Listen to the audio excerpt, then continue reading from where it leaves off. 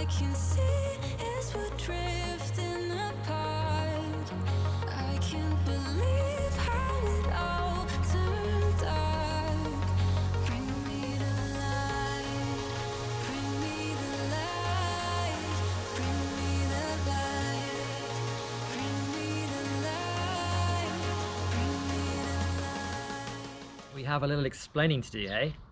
I mean, you've probably noticed through that intro, or some of you have an idea already from Instagram and things, you know what we're doing here. But I'm going to explain it to you anyway. We have purchased a brand new vehicle, a second-hand but new to us vehicle. This project here at JK is going to be all about building an overland vehicle to a budget. But when I say budget, I don't mean scrimping and, you know, getting away with the bare minimum. I mean doing a actual overland build properly, but budget consciously, of course.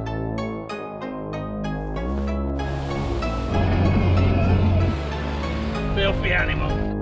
Grinding, grinding, grinding. To the left, to the left.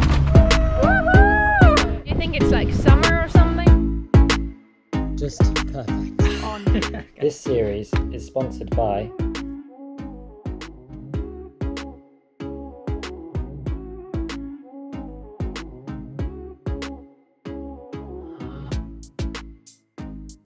we've said to ourselves 10 grand is going to be sort of the limit.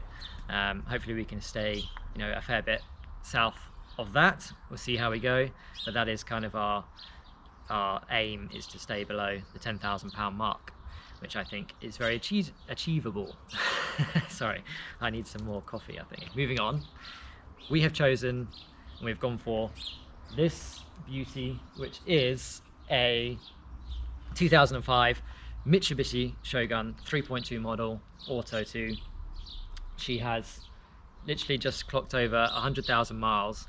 Very clean, very tidy inside and out. Can tell it's been well cared for. So I think we've got ourselves a winner here. We're going to take this as our base. It's completely stock standard, and we'll be doing everything along the way. So it's going to be roughly 7 or 8 episodes in total, where I'm going to take you through each step of the build, starting with things, you know, like maintenance on the vehicle, getting it ready for a long distance trip, getting everything sorted and where it should be, then moving on through other aspects, you know, like suspension, wheels and tires, the accessories we're going to use for camping and overland travel, to what electronic setup we're going to have, and even undersealing the vehicle to protect what is already a clean underside. So to finish up this series, there's going to be an expedition. Yay, that's going to be fun. Can't wait for that part. So we'll be basically demonstrating to you, you know, putting this into practice and testing everything that we've just built and got ready. So that'll be very interesting indeed for us and for you. But don't worry guys, Molly won't be going anywhere. If you spin around, you'll see her. She's over there patiently waiting for the next adventure, plus a few upgrades and maintenance things that need doing before that happens. But never mind, we've got this to focus on for the next couple of months, which is going to be really exciting.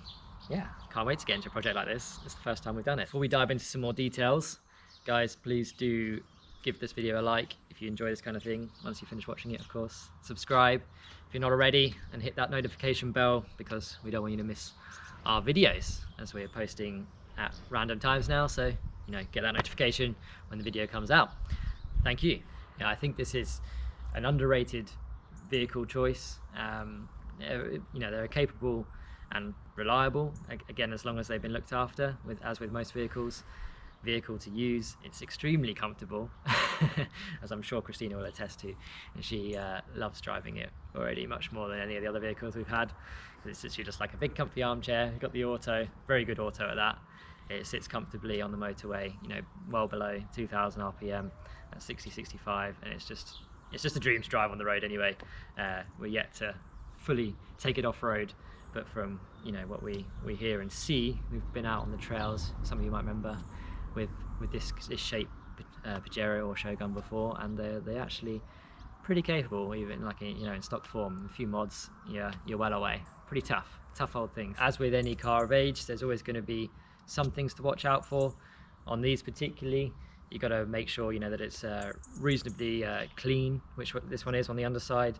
They do tend to rust because no one ever treats cars on the underside in the UK, do they? It's true. But yeah, we're lucky with this one. It seems to have led a relatively, I guess, salt-free life. I don't know how, but it's yeah, nice and clean under there. So as I said, one of the things we'll be looking at is the undersealing to preserve that. It can be a relatively inexpensive thing to do and preserve it for many years to come. So yes, the other thing on these can be the fuel pump. They have like where the fuel filler goes in and down to the tank. There's the filler pipes. They tend to rot out after so many years when they're sort of this age, and rust and bits and stuff can get into the tank and then sucked up by the pump, therefore killing it. So you've got to watch out. I mean, if they've got a pump problem, they tend to cut out and stall and things when you're idling or coming up to a stop. Some of the telltale signs, or black smoke, another one.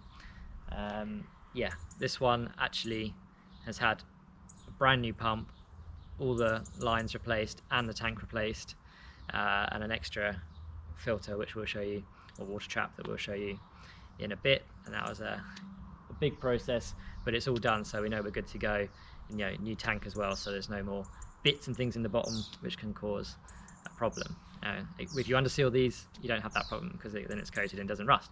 But there you go. I'm not going to rant on about how people should underseal their cars more here in the UK, but they should. And we'd have more cars left over in the end, wouldn't we, for us all to buy later down the line. There'd be many different choices of vehicles we could have gone for a project like this. We're always curious to hear your thoughts. What would you have gone for, and what would you have done to it? Let us know in the comments. I'd love to hear about it. For this build, we've gone for another station wagon. We think that's more usable as a general. Feel like if you're a couple or a family, it's more easy to get into that thing. You need more modifications with a pickup, in my opinion, to make that work as a comfortable setup. I mean, I'm sure there's people would disagree with that, but in my opinion, a station wagon's a good one to go to, to start getting into overlanding. Right guys, enough of talking. Let's give you a little tour, shall we? First thing we can see, what do you think about the colour? We've been having a big debate over this. Is it grey or is it blue? In my opinion, it's blue. Although the logbook says dolphin grey, which in theory is blue. But anyway, let's hop to the front seat. Dun, dun, dun. Well, this doesn't scream for a bit of retro. I don't know. I'm not gonna lie, it is the most comfortable car I have been in and I have driven. Sorry, Molly. She is looking at me with a little bit of mean look right now. Don't worry. Got electronic adjustments here. So, first thing I love, straight away, just go forwards, backwards, up, down. Massive windscreen. Also, we got up here sunroof, which is really cool. I must say, it has been seems like you're inside of some sort of spaceship because of the light above as well. Very big mirrors. As you know, guys, haven't been driving for very long, although I've been having license for ages, which has been collecting dust, but I've been feeling really comfortable and confident actually to drive this vehicle, so it's a big win for me. It has climate control, heated seats, which I love so much. And look, ta-da! What a tune. Let's go around to the back boot, shall we? Oh look, the bird already. pooped. It just can't keep up. I just washed it. Yeah, you see, that's the face. Shogun! Look at that space, honestly. It's massive. It's absolutely massive. Huge. Right? Look, look. Good demonstration now. Yeah, I mean it's massive. I mean, Need I'm space for your averagely gear long or your person. drawers. Shh. They're even behind you there. Pardon? 12-volt socket. Oh yeah. Thank you. And what's under the flap? Well, you tell Which me. we won't be using. Oh You can wow. actually pull the seats out, you know, fully up. You Rear could- seats and makes it an 8-seater. Let's have a look. So it is a proper people carrier. So you Well, we're going to have- be removing those anyway. That's too heavy for me. Oh. Come on, weakling. Alright, shoving off. Mm. Yeah, here you go. I can't do that's it one-handed. You have to pull the lever I too. see. Go on, weakling. Pull the lever. Okay, well, we just trashed the car. Shall we just leave it there? See? I don't know how this works. That one. Alright. There you go. Ta-da! 2 headrests in there that can go in. Oh, cool. That's quite cool. So the naughty kids go. No, naughty kids go sitting in the back. That's What, you? No. A lot of space for water and things down there. Yeah, it's giving a lot of ideas. Oh, very excited about this project, so it's going to be really cool. And drivers and co-pilots seats at the back and headrests actually got some TV. Like we need that. Let's show everybody under the bonnet. Shall we? Okay. See if you can figure it out. Uh-oh. There's a shoe.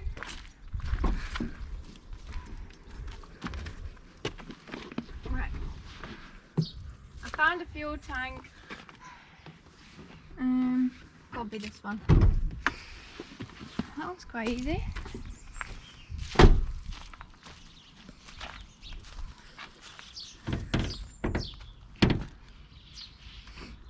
Swipe it to the side. What side? The left. Yeah, I found the thing, and what do you do with it? Swipe it to the left. No.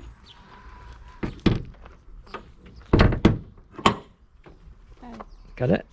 yeah. Got it now. Where's the magic stick? You see, obviously I don't do that often, do No, I? clearly not. So I won't bore you with the detail, but yes, here we have it. The Mitsubishi 3.2 4-cylinder diesel. We're actually amazingly impressed with it. Like, it's got so much, it's got bags of power and things, you know, as compared to our 80s truck. It's a different game, being a much more modern diesel engine. But yeah, it's it goes all right. I won't go too much into detail what we're gonna do under here, because that's all for another episode. But we will be doing a lot of servicing and maintenance just to make sure everything is in tip-top condition. But one thing I will mention, because I was speaking about it earlier, is that you can't really see it. It's down there, but it's got a brand new fuel pump. But you can see here, and it's got the factory filter there, but it's also got this auxiliary water and sediment trap here as a sort of extra protection, with all that new gear that was put in with the new tank filler pipes and pump.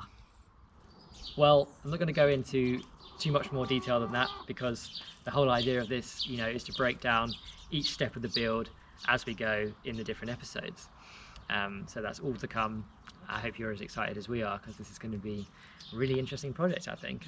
Yeah, we're really quite excited about it. Excuse me? If you haven't met Chicoletta yet, this is her.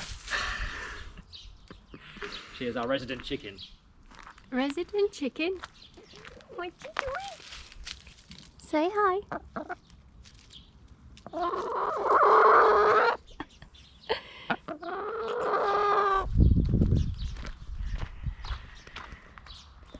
So yes guys, thanks for watching. Please don't forget to give this video a like if you enjoyed it. And again, you know, let us know in the comments what vehicle you would have chosen, how you would have kitted it out. Love to know your like budget build ideas. You know, we want to hear it all, so do put that down there. Otherwise, we'll be seeing you very shortly in the next episode, where we'll be getting on to the servicing and maintenance, you know, to get things kicked off. So yeah, until then, take it easy guys, catch you soon.